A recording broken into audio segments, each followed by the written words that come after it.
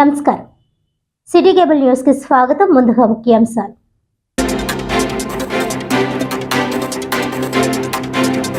Pastor Praveen పగడాల మృతిని రాజకీయం చేయడం తగదు. త్వరలోనే అన్ని వాస్తవాలు వెల్లడవుతాయన్న టీడీపీ రాష్ట్ర అధికార ప్రతినిధి మహాసేన రాజేష్.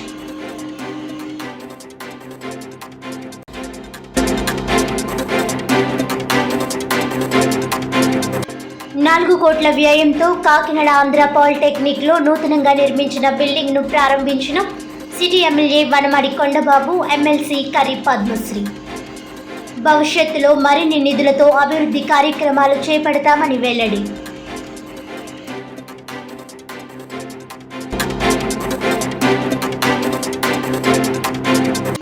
ఎస్సీ వర్గీకరణలో రెల్లి కులస్తులకు 1% మాత్రమే రిజర్వేషన్ కల్పించడంపై ఉద్యమ కార్యాచరణ.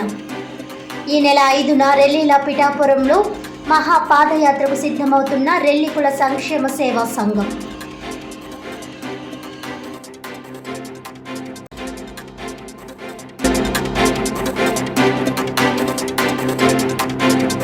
ఇక డీటెయిల్స్ చూస్తే, పాస్టర్ ప్రవీణ్ పగడాల మృతిని రాజకీయం చేయొద్దని, త్వరలో అన్ని వాస్తవాలు వెల్లడవుతాయని టీడీపీ రాష్ట్ర అధికార ప్రతినిధి మహాసేన రాజేష్ అన్నారు.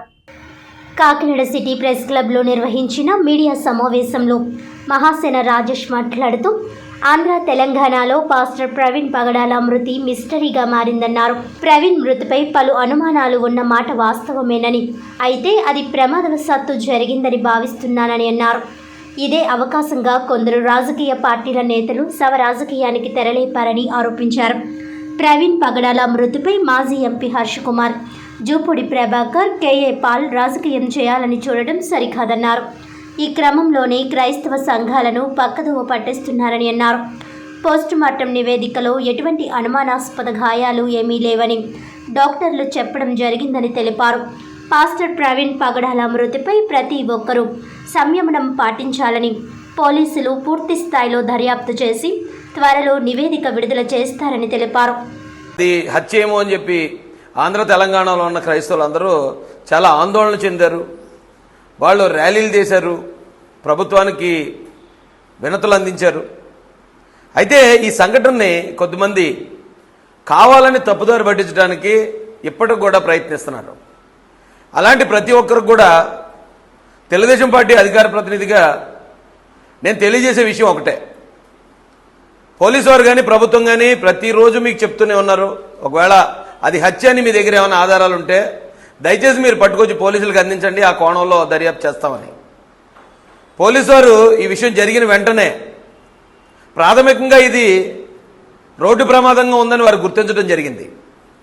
గుర్తించినప్పుడు ఆ రాజమండ్రి గవర్నమెంట్ హాస్పిటల్కి నేను కూడా వెళ్ళాను. అదే రోజు ఆ రోజు నేను అక్కడ చూసిన తర్వాత పోలీసు వారి వివరాలు తీసుకున్నాక అక్కడ సిచ్యువేషన్ అంతా నేను పరిశీలించాక ఇది 90% యాక్సిడెంట్ లాగే కనిపిస్తుంది, ఎవరో ఆందోళన చెందొద్దని మేము అక్కడ మాట్లాడడం జరిగింది.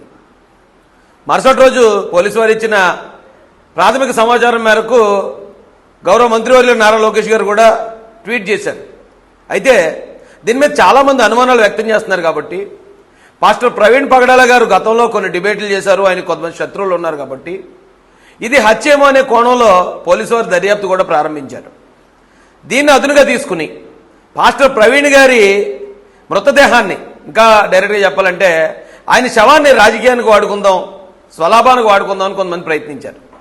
దానిలో మొట్టమొదటి వ్యక్తి గౌరవ మాజీ ఎంపీ హర్ష కుమార్ గారు. రెండో వ్యక్తి ఇప్పుడు వైఎస్ఆర్సీపీ నాయకులైన జూపూడి ప్రభాకర్ గారు. మూడో వ్యక్తి కేఏ పాల్ గారు. ఓకే, కేఏ పాల్ గారి విషయాల్ని ఎవరో పెద్దగా అంత పట్టించుకోరు అనుకోండి, కానీ వీళ్ళిద్దరూ ఇంటెన్షనల్గా ఇది యాక్సిడెంటా హత్య అనేది ఇంకా కన్ఫర్మ్ అవ్వకుండా యాక్సిడెంట్ జరిగిన రోజే, ఎప్పుడైతే ఆయన చనిపోయిన రోజు ఏదైతే ఉందో అదే రోజు హర్ష కుమార్ గారు అక్కడికి గవర్నమెంట్ హాస్పిటల్ దగ్గరికి వెళ్ళి ఇదంతా కూడా హత్యే, కన్ఫర్మ్ ఇది హత్య నాకు డాక్టర్లు కూడా చెప్పారు, అలాగే ఇదంతా కూటమి ప్రభుత్వం చేస్తుందని బేస్లెస్ ఎలిగేషన్స్ చేశారు. మొత్తం సీసీ ఫుటేజ్లన్నీ పరిశీలించిన తర్వాత రామరపాడు రింగ్ దగ్గర ఆయన కొంచెం స్పృహ తప్పినట్టు, ఆయన పడిపోయినట్టు, ఆయన అక్కడ రెస్ట్ తీసుకున్నట్టు ఆధారాలు చూపిస్తే ఇప్పుడు ఆయన అక్కడ ఉన్న వ్యక్తి అసలు ప్రవీణ్ పగడాల కాదంటున్నారు. లేదు అంతకుముందు హైదరాబాద్లో ఆయన బయలుదేరిన సీసీ ఫుటేజ్ బయటకు వస్తే అసలు అందులో ఉన్న వ్యక్తి అతను కాదు, అతను డూప్ వేసుకుని వస్తున్నాడు అన్నారు. ఈ పుకార్లకు అంతులేదండి. నిజంగా అది మర్డర్ అనే ఆలోచన అనుమానం ఉన్న వాళ్ళు ఎవరైనా సరే దానికి ఇదిగో పాలన ఆయన ఒంటి మీద ఏమైనా దెబ్బలు ఉన్నాయా, లేకపోతే ఆయన ఏమైనా కర్రలతో కొట్టారా, ఆయన ఏమైనా కత్తులతో పొడిచారా అనేది ఆధారాలు మనం చూసిన వెంటనే ప్రాథమిక దర్యాప్తు ప్రాథమిక పోస్ట్మార్టం రిపోర్టు ఐజీ గారు ఆయన ప్రవేశపెట్టారు. ఒంటి మీద ఎటువంటి కర్రలతో కొట్టిన గాయాలు కానీ కత్తులతో పొడిచిన గాయాలు కానీ ఏమీ లేవు. కేవలం జారుడు గాయాలు, కొట్టుకుపోయిన గాయాలు మాత్రం ఉన్నాయి. ఈ భుజం మీద గాయాలు ఉన్నాయి. తొడకాలు కొట్టుకుపోయింది. తొడకాల పైన ఏదైతే ఒక చోట కాలిన గాయం, అది ఒకవేళ సైలెన్సర్ వల్ల జరిగిందా, దేని వల్ల జరిగిందో మేము ఎంక్వైరీ చేస్తున్నాం. ఎటువంటి అనుమానాస్పద గాయాలు లేవని చెప్పిన తర్వాత ఆ పోస్ట్ మార్టానికి నాట్ ఓన్లీ పోలీస్ అండి, టీమ్ ఆఫ్ డాక్టర్స్ ఉన్నారు. క్రైస్తవుల తరపున 5 పెద్దలు ఉన్నారు, 2 సాక్షులు ఉన్నారు. క్రైస్తవుల తరపున ఒక డాక్టర్ గారు ఉన్నారు. ఆ ఇంక్వెస్ట్ లో కానీ పోస్ట్ మార్టం లో కానీ వాళ్ళు ఇప్పటి వరకు ఎందుకు వచ్చి బయటకు వచ్చి హత్యను ఎందుకు మాట్లాడలేదో కనీసం ఈ హర్ష్ కుమార్ గారు, కే పాల్ గారు, జూపూడి ప్రభాకర్ గారు గ్రహించాలని చెప్తున్నాను నేను. ఆ ఫ్యామిలీ మెంబర్స్ ఎవరో కూడా ఇప్పటిదాకా బయటకు వచ్చి ఆ సీసీ ఫుటేజ్ లో ఉన్నది ప్రవీణ్ పగడాల గారు కాదు, లేదా అక్కడ ఆయన హత్య చేశారు అని అనుమానం ఇప్పటి వరకు ఎందుకు వ్యక్తం చేయలేదో దయచేసి ఈ అనుమానాలు పుకార్లు పుట్టిస్తున్న వాళ్ళు గ్రహించాలని చెప్తున్నానండి. ఎందుకు ఆంధ్ర తెలంగాణలో ఉన్న క్రైస్తవ సమాజాన్ని మొత్తం తప్పుదారి పట్టించే విధంగా మీరు ఎందుకు మాట్లాడారు? నేను క్లియర్గా అడుగుతున్నాను. ఈరోజు నేను డిమాండ్ చేస్తాను మిమ్మల్ని. మీకు ఇది హత్య కాదు, ఇది ప్రమాదమే అని చెప్పి మీకు ఆ పోస్ట్ మార్టం చేసిన రోజే తెలుసు. మీకు తెలుసు అంటే నా దగ్గర ఆధారాలు ఉన్నాయి. మీకు తెలిసి కూడా దీన్ని హత్యగా నమ్మించడానికి, క్రైస్తవుల్ని ప్రభుత్వం మీదకి రెచ్చగొట్టడానికి, ఇక్కడ క్రైస్తవులు హిందువుల మీదకి రెచ్చగొట్టి శాంతి భద్రతల సమస్యలు తీసుకురావడానికి, మత కల్లోలాలు సృష్టించడానికి ఈ హర్ష్ కుమార్ గారు కానీ, లేదా జూపూడి ప్రభాకర్ గారు కానీ, కే పాల్ గారు కానీ ఎందుకు ప్రయత్నించారో ప్రజలందరికీ మీరు తెలియజేయాల్సి ఉంది. లేని పక్షాన వీరి ముగ్గురు మీద బేస్లెస్ అలిగేషన్ చేసి ఇంత పెద్ద మత కల్లోలాలు రేపడానికి కారకులైన ఈ ముగ్గురు మీద కూడా చట్టపరంగా చర్యలు తీసుకోవాలని మేము డీజీపీ గారిని డిమాండ్ చేస్తాం. ఎందుకు చెప్తున్నాను ఇదంటే, ఆయన చాలా క్లియర్గా ఇగో నా దగ్గర ఆధారం ఉంది, నేను రేపు సబ్మిట్ చేస్తాను అన్న హర్ష్ కుమార్ గారు ఈ రోజుకి 4-5 రోజులు అవుతుంది. ఎందుకు మీ ఆధారాలు బయట పెట్టలేదు? మీరు ఎందుకు ఇప్పటి వరకు జనాలు రెచ్చగొట్టారు? ఇది నేను ఈ ఆంధ్ర తెలంగాణలో ఉన్న హిందూ సమాజానికి కూడా నేను రిక్వెస్ట్ చేస్తున్నానండి. ఈ విషయాన్ని హిందువుల మీదకి నెట్టేయాలను, ప్రభుత్వం మీద నెట్టేయాలను ఇక్కడున్న ఏ క్రైస్తవులు కూడా ప్రయత్నించలేదు. దయచేసి వాళ్ళని మీరు అపార్థం చేసుకోకండి. 4-5 ఇలాంటి స్వార్థపరులు దీన్ని హత్యగా చిత్రీకరించడం ద్వారా ఇప్పుడు అనుమానాలు వ్యక్తం చేయడం వేరు, అనుమానాలు పుట్టించడం వేరు. ఇంటెన్షనల్ గా అనుమానాలు పుట్టించారు ప్రజల్లో, అది హత్య అని చెప్పడం, అది అక్కడ కర్రలు ఉన్నాయి దాని మీద రక్తం ఉందనేది క్రియేట్ చేశారు, అది ప్రచారం చేశారు. ఆయన 11:42కి చనిపోతే 1 గంటన్నరకు ఆయన ఫోన్ నుంచి ఆయన ఆఫీస్ డీటెయిల్స్ అడగడానికి మెసేజ్ వచ్చేదనేది క్రియేట్ చేశారు.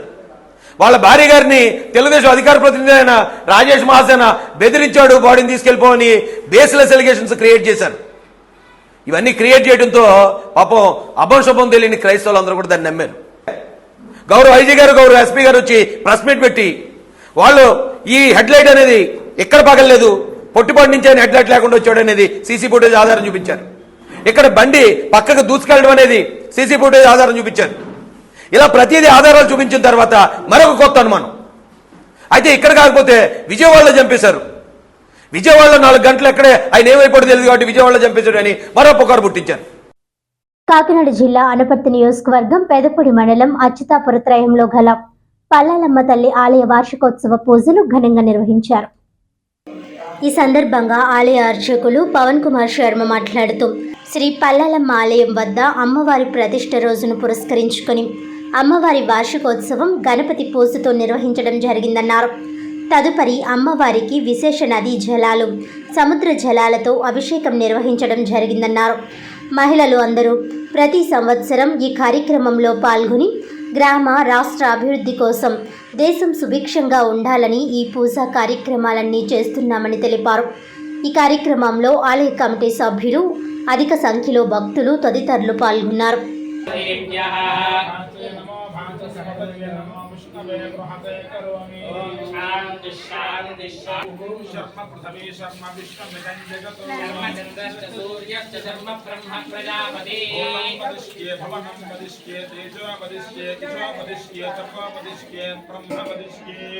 సత్యం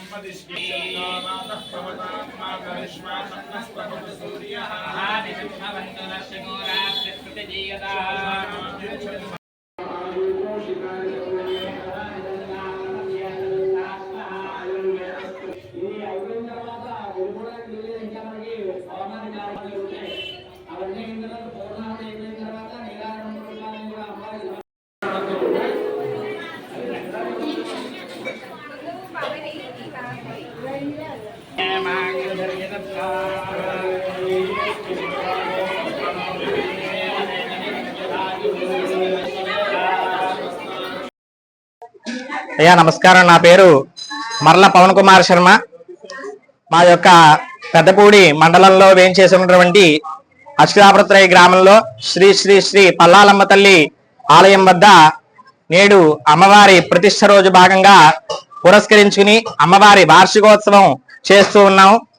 ముందుగా ఉదయం గణపతి పూజతో ఈ యొక్క కార్యక్రమం ప్రారంభమైంది. తదుపరి పుణ్యాహవచనము, తరువాత రక్షాబంధన ధారణ, తరువాత వత్సహిత గోదేవతా పూజా కార్యక్రమం చేశాము. తదుపరి అమ్మవారికి విశేష నదీ జలాలతో, సముద్ర జలాలతో అమ్మవారికి అభిషేక కార్యక్రమం చేస్తూ ఉన్నాము. మహిళలందరూ కూడా తండోపతండాలుగా వచ్చి యొక్క కార్యక్రమాన్నంతా కూడా దిగ్విజయంగా జరిపించారు. తదుపరి అమ్మవారి అభిషేకం పూర్తయింది. ఇప్పుడు అమ్మవారికి హోమాధికాలు మూల మంత్రాలతోనూ, అమ్మవారి లలితా సహస్రనామ స్తోత్రాలతోనూ, అమ్మవారికి శ్రీ సూక్త దుర్గా సూక్తాలతో అమ్మవారికి హోమాది కార్యక్రమాలని కూడా జరుగుతున్నాయి. తదుపరి పూర్ణాహుతి కార్యక్రమం జరుగుతుంది. తదుపరి అమ్మవారికి నీరాజన మంత్ర పుష్పాలని కూడా ఇస్తాము. ఈ యొక్క గ్రామంలో ప్రతి సంవత్సరం కూడా ఇటువంటి మహత్తరమైనటువంటి కార్యక్రమాలని చేస్తున్నాము. ఈ యొక్క గ్రామాభివృద్ధి కోసం, అలాగే ఈ యొక్క రాష్ట్రం యొక్క అభివృద్ధి కోసం, అలాగే ఈ యొక్క దేశం కూడా సంక్షయంగా ఉండాలి అని చెప్పి, సర్వరక్షణంగా ఉండాలని చెప్పి అమ్మవారిని ఉద్దేశించి అమ్మవారి వార్షికోత్సవంలో భాగంగా ఈ రోజు యొక్క కార్యక్రమం అంతా కూడా చేస్తున్నాము. దీనికి సహకరించినటువంటి పండితులు, అలాగే గ్రామస్తులు, గ్రామ పెద్దలందరికీ కూడా నమస్కారాలు తెలియజేసుకుంటూ ఇటువంటి కార్యక్రమాలు, మహత్తరమైన కార్యక్రమాలు ఎన్నో జరిపించాలని చెప్పి మనస్ఫూర్తిగా ప్రార్థిస్తున్నాను. స్వస్తి. సర్వం